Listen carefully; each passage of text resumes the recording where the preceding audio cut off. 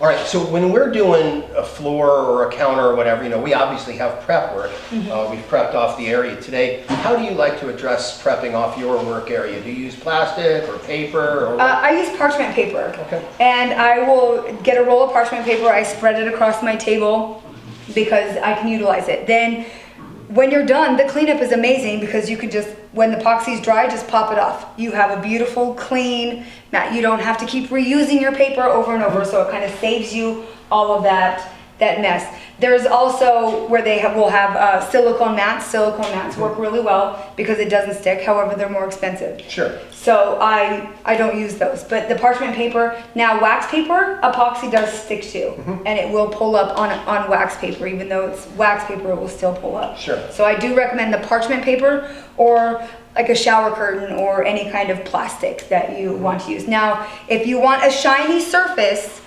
you want your plastic to be shiny.